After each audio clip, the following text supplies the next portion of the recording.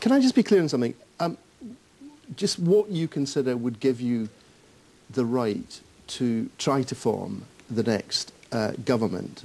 Presumably it would be having the most MSPs, would it? I mean, could you? I mean, is it? I would say that's correct. Yeah. So you can't conceive of any circumstances where Labour might have a couple more MSPs than you, but you might be having nice negotiations with your best friend Annabel Goldie, and maybe the Liberal Democrats want to come in. You can't conceive of trying to stop Labour forming a government where they had more MSPs than you. I think in the system we have, having most seats is the crucial thing, and we're entirely geared in our campaign to bringing about that outcome. You know, the outcome I conceive is that the SNP winning the election. It's entirely up to the people, but you know, if it's a majority, fine. If it's a minority government, then I think we can handle that and perform a good job. If I may say so, a minority of more than one, a plurality of more than one, if everybody allowed it, would be somewhat more satisfactory than the present situation.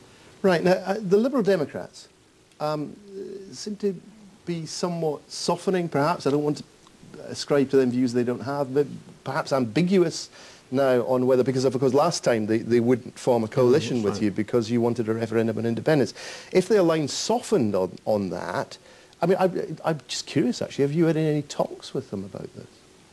No, I read that the line was softening. In fact, the line seemed to be softening as the vote's softening, which is perhaps a coincidence. But I did read that in the papers. Yeah. Now, if they were to say, OK, we'll have a referendum, and you could form a coalition with them, would you like to do that? Or would, I mean, previously you've said you would actually prefer to have a minority government, but of course if you had a coalition with, say, the Liberal Democrats, you could get more, presumably more of your legislation. I mean, on this very programme, we established previously that, you know, I'd like to win the election overall. It's a PR system. My second preference would be a minority government. Why? Because although it can make life awkward, and occasionally you don't get your legislation through, there is a very clear line of decision-making, which, I mean, some of the great successes of this SNP government has been because of our rapid decision-making, and you tend to lose that a bit in a coalition. So you gain on being able to get legislation through in some cases, but you certainly lose on rapid decision-making. And if we remember the Labour-Liberal coalitions, they weren't without their internal difficulties over that period. Just to be clear, so you're saying on balance, you would actually rather have a minority government than a coalition with the Liberal Democrats that, for example, might let you get a local income tax? Well, the minority government was my second preference, but I'm ruling nothing out except we will not have a coalition with the Conservative Party. Right. Now, you've had great fun arguing that Labour, in fact, you've mentioned already tonight, have changed their positions on a number of issues ahead of this election, and you've made the point that given that your policy platforms are, in your eyes, much the same, it comes down to a choice about which team you want to lead the country. What's wrong with their team? Well, as for the electorate to decide, I mean, I think a team including Nicola Sturgeon, John Swinney, Kenny McCaskill, Richard Lochhead, Michael Russell is a better team to put on the park than what the Labour Party are able to offer. But you're not suggesting that Ian Gray is in some way incompetent to be First Minister? I'm not suggesting anything about my political opponents. I'm concentrating on putting forward the best team to run Scotland. I mean, one of the other advantages in our campaign, if I may say so, and I'm not claiming, you know, endless virtue, I'm just saying that the SNP campaign, if you look at our manifesto launch, for example, has tended to accent the positive, talking about what we can do for Scotland as opposed to what other people can't do. Right. Because, of course, a lot of the Labour people have run Scotland before. Skye didn't fall in. No, but the people chose an SNP government for a change for the better.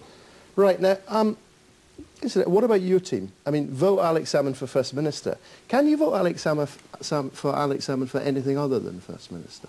Well, I think it's really important in an election with two ballot papers to define, because everybody knows what a constituency election is. The list election is the one which decides who becomes First Minister. No, I'm not denying, I'm not questioning your name being on the ballot paper. Right, what I'm saying is, would you be prepared to stay on if you didn't get, I mean, let's say you don't form the next government. All right, okay. Right? Well, will you stay on, or are you going to walk away from all this? I'll tell you this, hypothetical questions, I hypothesise on success. I'm intent on winning the election. If the Scottish people allow us to do so, we'll serve I'm really not contemplating defeat. But you can't say to people who think, oh, I love that Alex Salmond, I'm going to vote for him and maybe he won't win, but at least he'll be there fighting Labour if they're in. No, you can't guarantee to them that you will be there fighting Labour. No, what I can guarantee is I'm trying my best to win the election, and I'll hypothesise on success. Right. Now, I'm sure you wouldn't have wished it this way, but the fact is many people, both here and abroad, will view the defining event of the first SNP government as the freeing of Abdel Basit al-Megrahi. Now, I know what all the arguments are about it. I'm just curious about you as a person. I mean, you were First Minister. I mean, do you ever lie awake at night and think, morally, I've got qualms about that? No, I don't think that at all. Obviously, it was a tough decision, one that Kenny McCaskill had to make. He made his decision. You take your pick and you live with these things. I think he made the right decision. I'm not denying it's a hugely difficult and controversial decision, but all I've asked anybody to do under these circumstances, whether they agreed or disagreed with it, whether people agreed or disagreed with it, is to accept that it was done on good motivation with bona fides, applying the principles of Scots law. I'm asking you about you. As a person, do you think, hang on a minute, that was in my watch, and I'm just not sure? No, I think Kenny made the right decision. Right. Council tax freeze, which you've promised. And delivered. Well, no, you're promising for 5 years. Yeah, we delivered for 4 years. Yeah. All right, OK. What if councils don't go along with it? Would you consider legislation to force them to? Well, I think all the evidence is that the mechanism... I mean, we had this argument in the last election, and then we had the argument after the election where lots of people, commentators, people like yourself, newspapers, other parties said, this won't possibly happen, it won't possibly work.